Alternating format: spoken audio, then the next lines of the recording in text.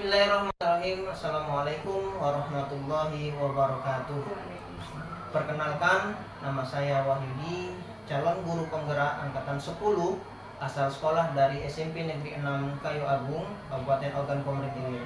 Salam guru penggerak.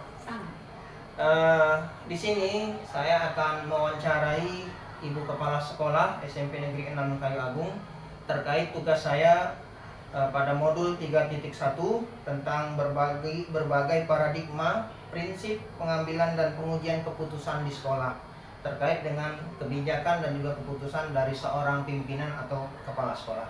Di sini saya sudah bersama-sama dengan Ibu Kepala Sekolah SMP Negeri 6 Kayu Agung, Ibu Evi Febri Astuti. Apa kabarnya Ibu? Alhamdulillah sehat. Alhamdulillah sehat. Ibu izin mohon terima kasih atas waktu yang sudah diberikan. Mohon izinnya untuk mewawancara Ibu. Dan ini beberapa panduannya Ibu. Ya, pertanyaannya ya. Pertanyaannya Ibu. Baik. Baik Ibu, untuk pertanyaan pertama, selama ini kira-kira bagaimana Ibu bisa mengidentifikasi kasus-kasus yang merupakan dilema etika atau bujukan moral? Dilema etika atau bujukan moral? Bujukan moral, benar sekali Bu. Jadi begini, untuk mengetahui apakah itu merupakan dilema etika atau bujukan moral itu sebenarnya mudah. Mudah ya. Jadi kita tinggal melihat apakah kepentingannya itu benar atau salah. Jika kasus dilema etika itu kedua posisi sama-sama benar, tapi kepentingan itu bisa saja bertentangan. Tetapi kalau kedua kepentingan itu tadi salah satunya melanggar hukum, maka dipastikan itu termasuk kasus bujukan moral. Bujukan moral, gitu Bu ya. Ya.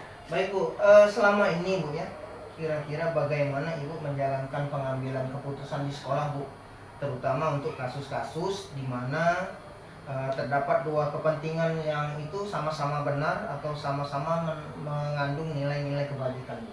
Oke. Kalau kepentingan itu sama-sama benar, maka kita harus memperhatikan masalah itu dari tinggi rendahnya muatan kepentingan. Ini misalnya apakah itu kepentingan pribadi, kelompok, apa itu bentuknya kesetiaan, kebenaran, kejujuran, jangka pendek atau jangka panjang. Maka di samping itu kita juga harus memperhatikan sejauh mana dampak yang ditimbulkan dalam pengambilan keputusan tersebut. Dampaknya tadi yang ditimbang-timbang ya. Berikutnya Bu, kira-kira langkah atau prosedur seperti apa yang bisa Ibu lakukan Bu selama ini? Kasus ini kita lihat dia bersinggungan dengan apa, masalahnya apa, terkena dengan apa, nilai-nilai yang bertentangan itu apa saja. Nah, ketika sudah kita lihat, maka bisa di sini kita katakan apabila faktanya kita lihat kebenarannya atau salah, benar atau salah, kemudian setelah itu kita mengambil keputusan. Setelah itu kita melakukan refleksi apakah keputusan itu kita ambil sesuai dengan kaidah norma yang ada dari semua pihak, apakah sudah bisa menerima solusi itu. Berarti ada refleksinya Ada. Ya. Oke. Hal-hal apa saja Bu yang selama ini Ibu anggap begitu efektif atau bisa diterapkan dalam pengambilan keputusan pada dilema etika ini? Ya. Apabila sesuai dengan nilai-nilai dan tidak menimbulkan masalah, maka ini saya kategorikan sebagai kategori efektif. Ya, dalam pengambilan keputusan. Terus Bu, hal apa saja yang selama ini kira-kira menjadi tantangan mungkin Bu atau hambatan bagi Ibu dalam pengambilan keputusan pada kasus-kasus tersebut? Gimana ya? Yang jelas mempersatukan pemikiran dan kesepakatan itu lumayan, itu perlu waktu yang panjang untuk menyamakannya. Samping itu juga kita harus dapat memilih dan memilah solusi apa yang tepat yang harus kita berikan. Oke, harus ada solusi gitu Ya. Menurut Ibu, apakah Ibu memiliki sebuah tata kelola ya, atau jadwal tertentu dalam sebuah penyelesaian kasus dilema etika ini Bu? Ya. Apakah langsung Ibu eksekusi di tempat atau memiliki jadwal untuk penyelesaiannya, jadwal tertentu, atau memiliki prosedur yang mungkin ini menurut Ibu ini harus dijalankan seperti apa? Ya. Jadi kadang-kadang kita memerlukan waktu yang harus saat itu kita selesaikan. Tidak bisa kita undur sama sekali, artinya tanpa jadwal. Oke. Tapi ada saja masalah yang memang harus kita jadwalkan karena melihat jenis masalah itu sendiri. Jadi bisa langsung dieksekusi, bisa mungkin kita perlu jadwal dan bisa meminta dari manajemen yang lain untuk membantu. Artinya bisa situasional Iya. ya. Oke. Baik, Bu. Mungkin Ibu punya apa ya? Adakah seseorang yang membantu Ibu atau faktor yang selama ini Ibu anggap ini mempermudah atau membantu Ibu dalam pengambilan keputusan dalam dilema Iya. etika ini, Bu? Selama masalah itu bisa saya selesaikan sendiri yang terkategori masalah ringan, insya Allah ibu sendiri yang Bisa selesaikan. sendiri ya. Tetapi ketika menemukan satu masalah yang memang memerlukan bantuan, masukan, ide dari manajemen sekolah, tentu saya ajak manajemen. Ada guru, wakil kepala sekolah, kemudian ditambah lagi satu. Kalau memang benar-benar masalahnya berat, bisa kita minta tolong sama komite. Komite sekolah. Artinya semua elemen itu terlibat, Bu, ya. Betul. Baik guru, karyawan, pegawai, yang Iya. paling penting komunikasi dengan orang tua tadi, Bu. Ini terakhir, Bu. Dari semua hal yang telah Ibu sampaikan tadi, Bu, kira-kira, Bu, pelajaran apa yang dapat Ibu petik dari pengalaman Ibu selaku orang yang mengambil keputusan terhadap dilema etika ini, Bu? Satu kesimpulan yang saya ambil adalah kita harus memang memikirkan secara matang. Pemikiran secara matang untuk mengambil keputusan. Kalau memang masalah bisa diselesaikan dengan sendirinya oke, tetapi kalau memang tidak bisa, memang perlu mufakat. Di antara manajemen, kita harus sama-sama tolong menolong, saling bantu, kerjasama yang baik. Artinya saling melengkapi Iya. gitu, ya. Karena kan tidak mungkin sekolah itu punya Ibu sendiri. Iya. Menarik di sini. Hanya kebetulan saja, Kebetulan nama saja. pemimpinnya saya. Baik, Ibu, dari apa yang sudah kami sampaikan tadi, terima kasih atas Sama-sama Bapak. jawabannya. Mudah-mudahan semoga ke depan Ibu bisa menjadi lebih sukses lagi. Amin, semoga Ustadz juga bisa Amin. lulus CGP ya. Amin. Terima kasih banyak Ibu Amin. atas waktu dan kesediaan. Baik, terima kasih atas kesediaan wawancara hari ini. Saya selaku guru penggerak mudah-mudahan menjadi inspirasi bagi kita semuanya. Amin. Salam guru penggerak, tergerak, bergerak, menggerakkan. Assalamualaikum warahmatullahi wabarakatuh. Waalaikumsalam warahmatullahi wabarakatuh. Assalamualaikum warahmatullahi wabarakatuh. Hai sahabat-sahabat semua, apa kabarnya hari ini? Kali ini saya Anis Tarina, guru dari SMA Negeri 1 Kayu Agung bersama teman saya. Nama saya Maria dari SMA Negeri 1 Pedamaran dan Saya Wahyudi dari SMP Negeri 6 Kayu Agung. Ya, kali ini kami akan mewawancarai Kepala Sekolah SMA Negeri 1 Kayu Agung bersama Bapak Dr. Andes Mahrus MPDI. Kali ini kami akan mewawancarai mengenai pengambilan keputusan berbasis nilai-nilai sebagai pemimpin. Baik Pak Mahrus, apa kabar Pak Mahrus hari ini? Ya, luar biasa baik. Iya, alhamdulillah Pak ya. Kita sudah dapat silaturahmi lagi gitu Ya. Pak. Jadi kami Terima kasih. calon guru penggerak ini ingin bagaimana sih cara memimpin seorang pemimpin Bapak di sekolah ini. Yang pertama mungkin Pak Wahidi silahkan deh Pak. Baik, izin Pak Mahrus sebelumnya, selama ini Pak, kira-kira bagaimana Bapak dapat mengidentifikasi kasus-kasus yang merupakan dilema etika atau dudukan moral, Pak? Terima kasih ya. Jadi masalah yang timbul kadang-kadang di luar dugaan kita. Kemudian sudah barang tentu kita harus pandai memilah mana masalah yang prinsip, yang urgen, kemudian mana yang berskala pendek dan skala panjang. Karena kadang muncul masalah itu bisa saja terjadi, oh ini cukup diatasi seketika saja, kurang begitu punya dampak, tapi bisa saja itu masalah timbul ada dampak yang lebih luas dan dampaknya panjang. Nah ini perlu kita sikapi dulu, kita inventaris masalah-masalah itu, dan kemudian kita bicarakan secara bersama dengan stakeholder yang ada di sekolah, baik itu dengan para wakil, dengan BK, dengan dewan guru, bahkan untuk kemudian juga dengan masyarakat dalam hal ini adalah sekolah. Oke. Jadi Bapak tadi cara mengidentifikasinya itu berdasarkan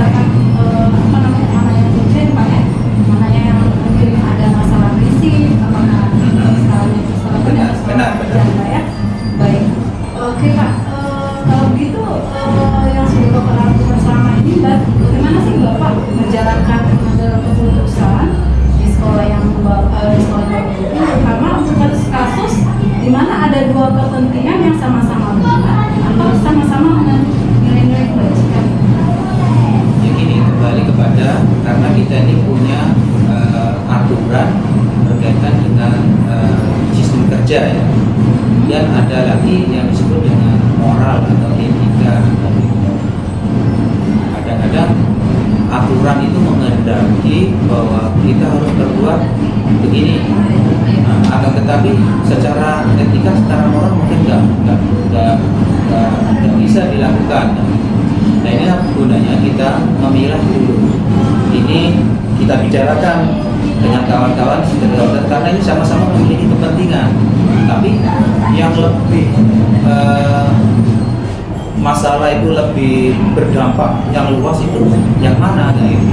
Sehingga nanti setelah kita bilang memang yang lebih kuat mana dan mana yang lebih ringan, kita harus dengan kawan-kawan bahwa kalau itu terjadi kita putuskan yang ini, berarti yang menanggung bukan hanya kepala sekolah saja tapi seluruh yang bersama. Iya, itu gunanya bahwa kita sekolah ini bukan milik kita. Sekolah itu adalah milik kita bersama, bukan milik saya itu ya, tapi milik kita bersama.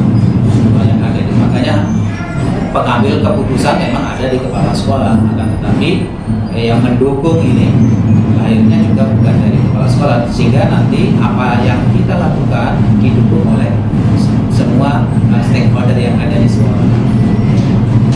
Baik Bapak, jadi terkait bagaimana Bapak tadi menjalankan cara Bapak mengambil keputusan gitu Pak ya. Bapak pertama memilah dulu gitu Pak ya, memilah terlebih dahulu mana yang berdampak ringan, yang berat, terus ada lagi dukungan dari masyarakat lingkungan sekolah seperti itu Pak ya.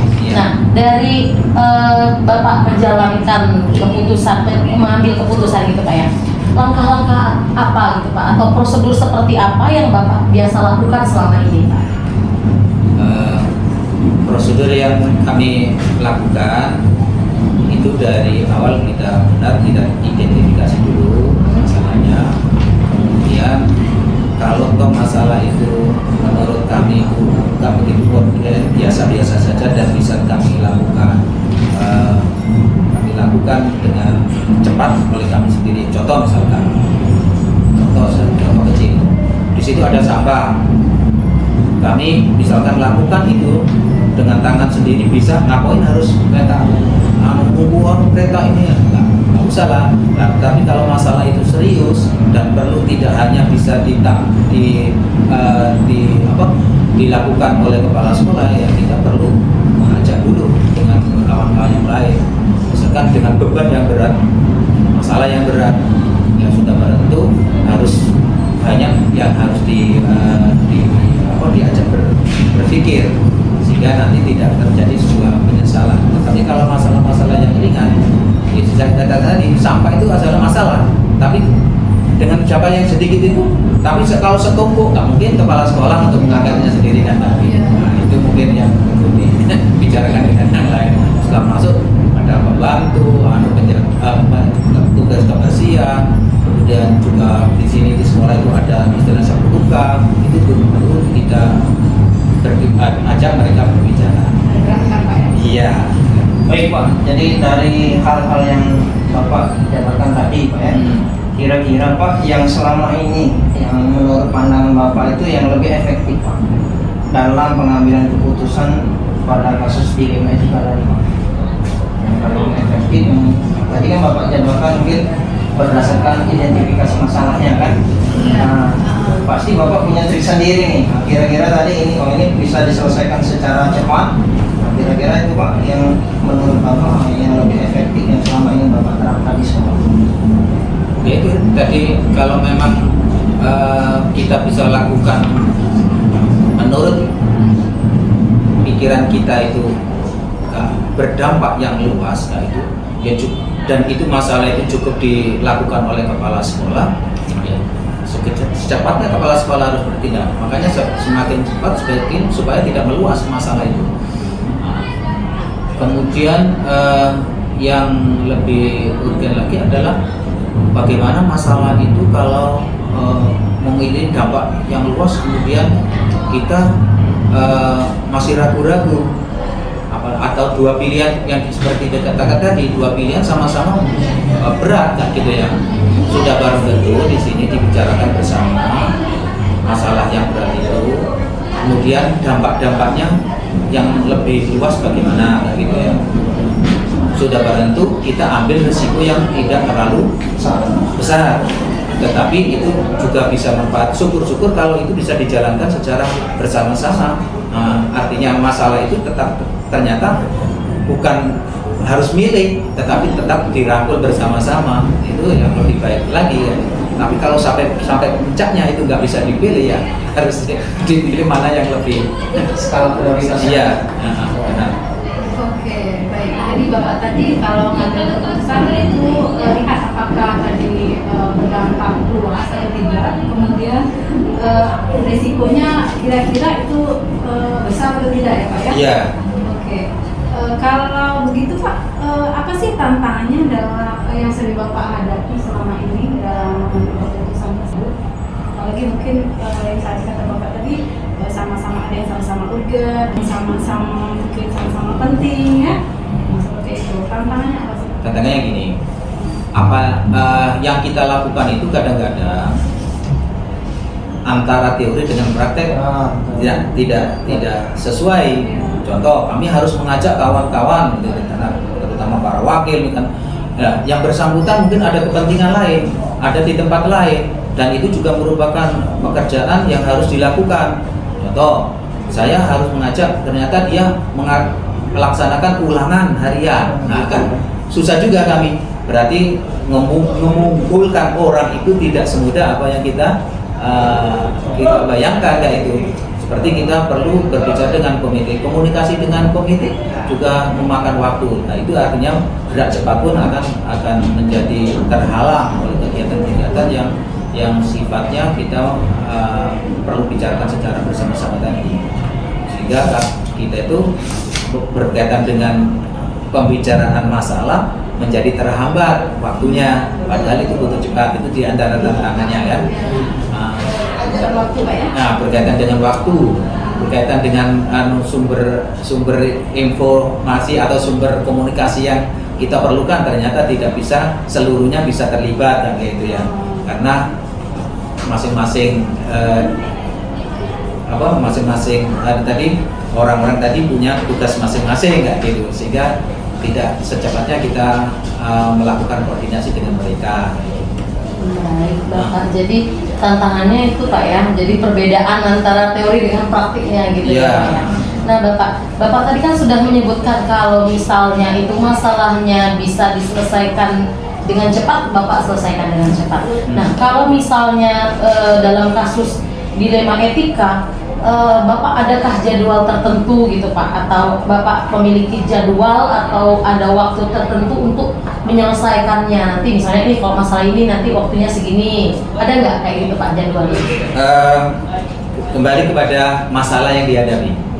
Kalau misalkan masalah yang dihadapi itu perlu waktu yang agak lama, ya alangkah baiknya itu dibawa ke forum rapat kan kayak itu. Tetapi kalau memang perlu secepatnya, ya kita langsung briefing kayak itu, lihat keadaan. Situasional. Kalau misalkan ini masalah persiapan untuk ulangan harian misalkan, atau ulangan tengah semester atau akhir semester, nah itu kan bisa dilakukan di rapat aja nanti kan.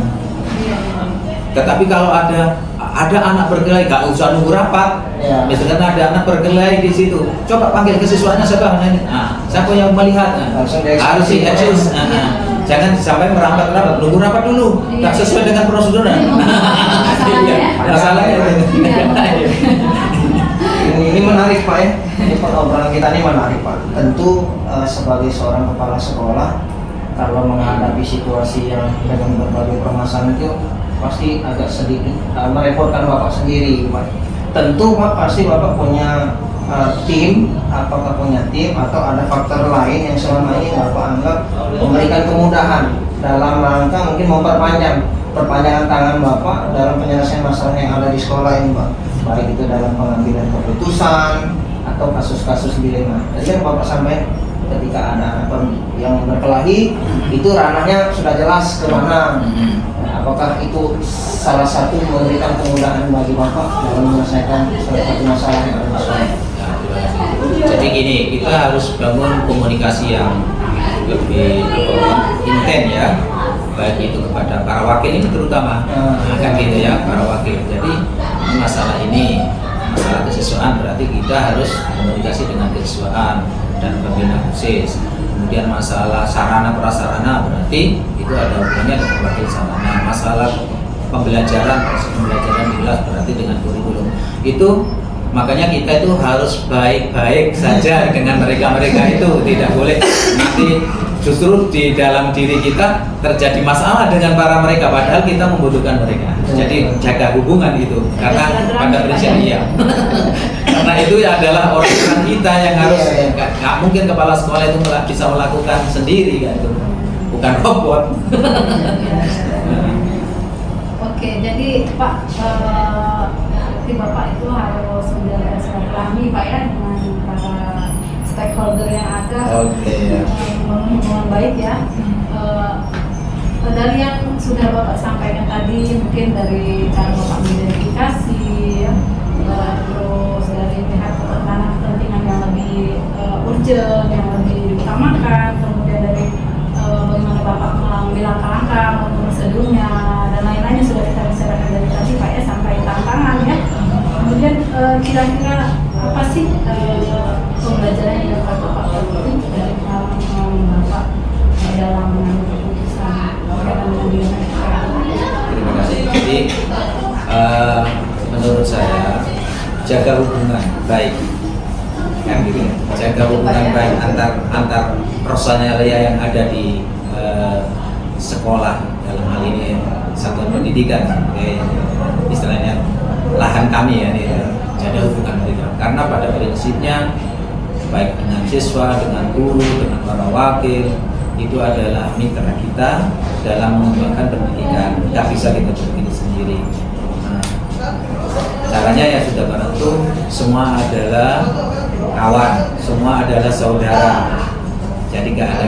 Kalau di dalam kita ini bersaudara ibarat sebuah tubuh. Jadi mungkin kita itu selalu sehat. Kadang-kadang ada yang ini sakit, kanan sakit. Nah, bagaimana sikap kita untuk berarti kita harus hubungan dengan yang sakit ini. Nah, yang sembuh berarti melihat bagaimana yang sakit, mana yang sakit, sehingga tubuh kita itu tetap bisa dimaksimalkan untuk bekerja, kan gitu. Begitu juga dengan sekolah. Jadi kita bangun komunitas hubungan dengan sebaik-baiknya dengan mereka, ciptakan bahwa kita nggak punya musuh di dalam sekolah itu, nah gitu. Kalau semuanya itu membela kita, insya Allah ya kemajuan itu akan bisa kita raih gitu ya. Terasa lebih ringan. Iya, sudah barang tentu itu ringan. Ya, sudah barang itu ringan. Jadi jangan dipaksa telinga itu untuk melihat. Iya, jadi masing-masing kayak gitu ya. Iya, pengaruh kan? Oh, baca. Baik Bapak, mungkin itu saja Bapak Ibu ya sesi terakhir kita Bapak. Terima kasih Bapak Terima kasih atas kembali ya, mohon ini maaf. pembelajaran kita Pak ya. Nanti insya Allah kami ini akan menjadi pemimpin nih, pemimpin diri kami Pak ya, pemimpin calon pemimpin sekolah. ya, pemimpin di kelas atau pemimpin pembelajaran atau minimal pemimpin diri sendiri gitu ya Pak ya. Mohon maaf Bapak atas mungkin ada salah kata yang kami ucapkan. Kami akhiri wassalamualaikum warahmatullahi wabarakatuh. Waalaikumsalam.